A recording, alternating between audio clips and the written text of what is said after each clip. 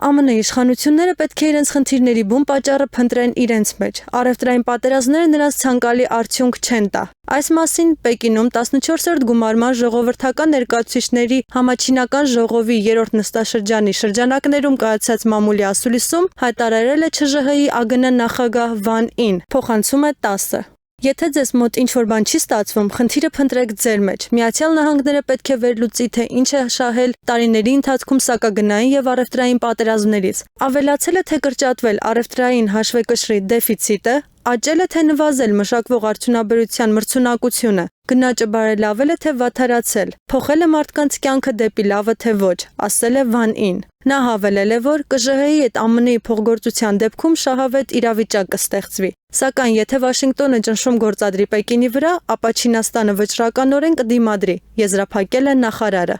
Այս մասին Պեկինում 14-րդ գումարման ժողովրդական ներկայացուցիչների համաչինական ժողովի 3-րդ նստաշրջանի շրջանակներում կայացած մամուլի ասուլիսում հայտարարել է ԿԺՀ-ի ԱԳՆ նախարար Վան Ին, փոխանցում է 10-ը։